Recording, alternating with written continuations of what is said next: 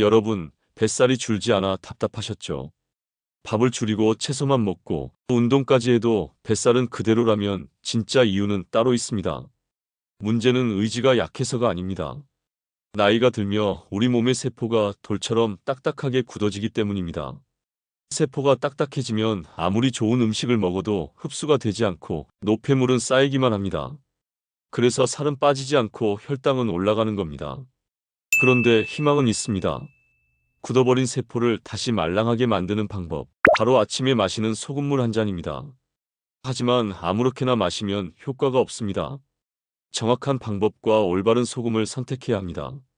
오늘은 소금물의 놀라운 비밀과 실제 변화를 이끌어낸 사례들을 모두 알려드리겠습니다. 자, 본격적으로 들어가 보겠습니다.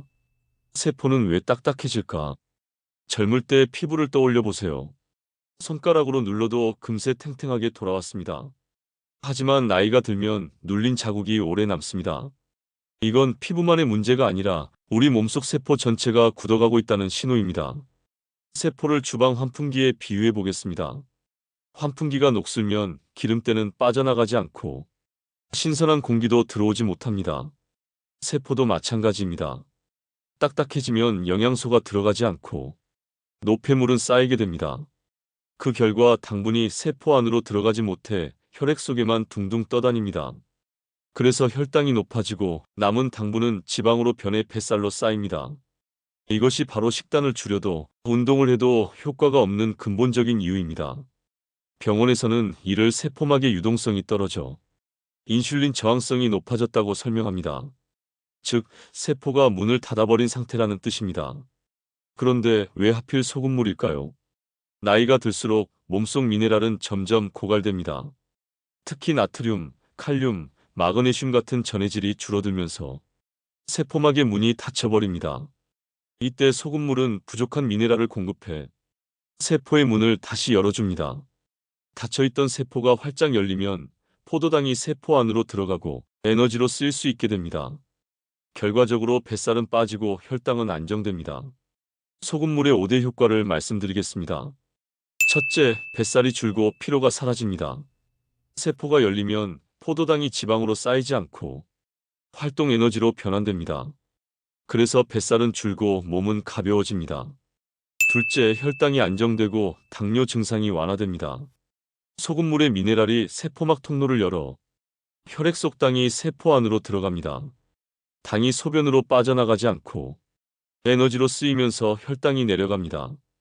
셋째, 피부가 맑아지고 얼굴 붓기가 빠집니다.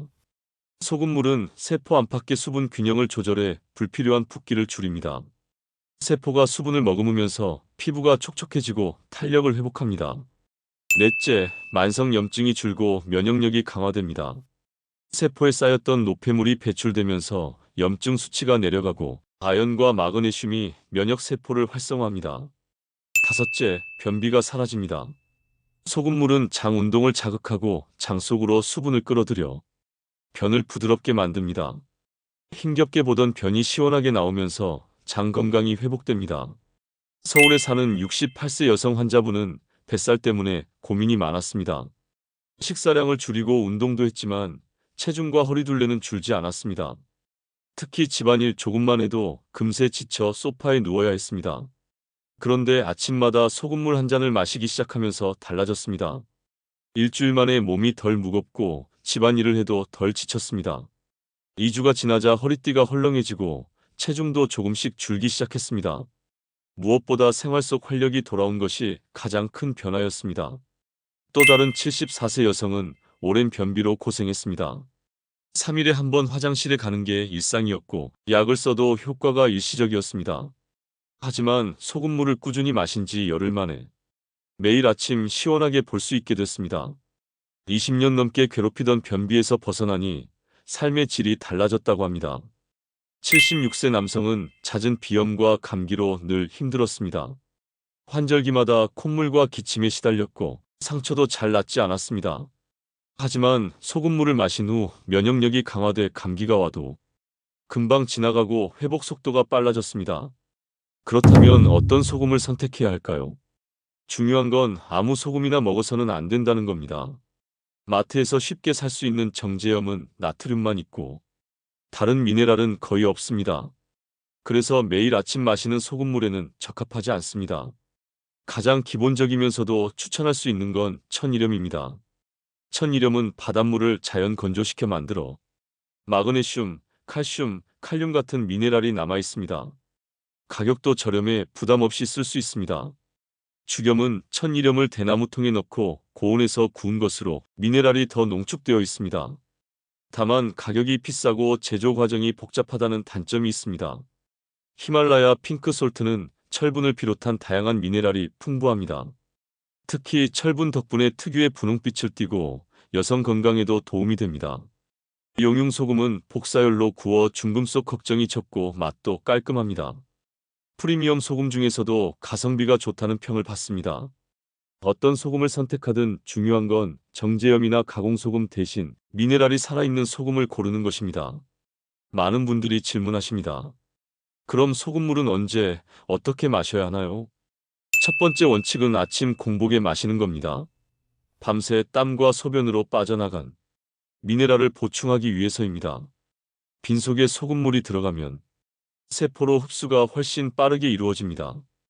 두 번째 원칙은 농도입니다. 종이컵 200ml 기준으로 소금 한 꼬집 혹은 소금 그라인더 한 바퀴가 적당합니다. 이 농도가 우리 몸의 체액 농도와 비슷하기 때문에 가장 잘 흡수됩니다. 너무 많이 넣으면 속이 쓰리거나 혈압이 올라갈 수 있으니 절대 과하지 않게 해야 합니다. 세 번째 원칙은 마시는 방법입니다. 벌컥 마시지 말고 한 모금씩 입에 머금은 뒤 천천히 삼키세요. 이렇게 해야 입안 점막에서도 미네랄이 흡수되고 침샘 자극으로 소화가 잘 됩니다. 한 컵을 마시는데 30초만 투자해 보세요. 그 짧은 시간 동안 내 세포가 깨어난다고 상상하시면 됩니다. 네 번째 원칙은 물의 온도입니다. 차가운 물은 위에 자극을 주고 소금이 잘 녹지 않습니다. 뜨거운 물은 삼키기 어렵습니다. 손으로 만졌을 때 따뜻하지 않고 편안하게 느껴지는 정도의 미지근한 물이 가장 좋습니다. 섭취 후 생활 습관을 말씀드리겠습니다. 소금물을 마신 후 최소 20분은 다른 음식을 먹지 마세요. 그 시간 동안 소금물이 충분히 흡수될 수 있도록 해야 합니다. 너무 빨리 밥을 먹으면 효과가 줄어듭니다. 짧은 20분 동안 가벼운 스트레칭을 하거나 하루 계획을 세워보시는 것도 좋습니다.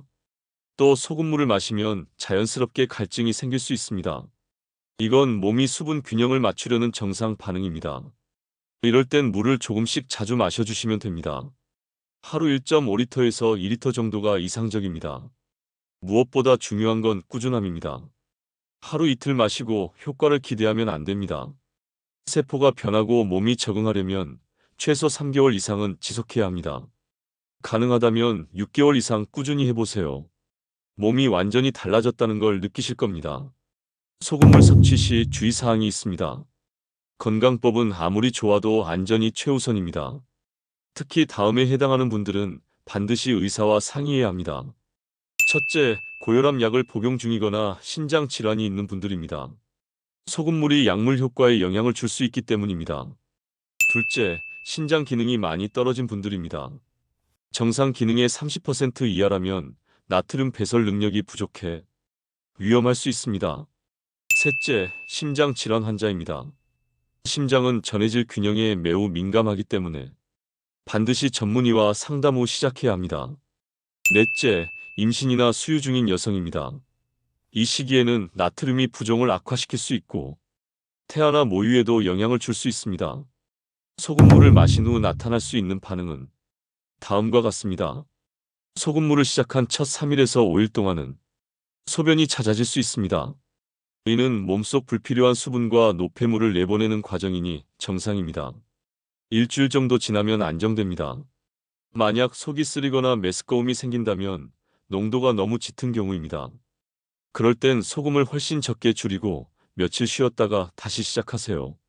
또 드물지만 어지럼증, 심한 붓기, 가슴 두근거림 같은 증상이 나타난다면 즉시 중단하시고 의사와 상담하셔야 합니다.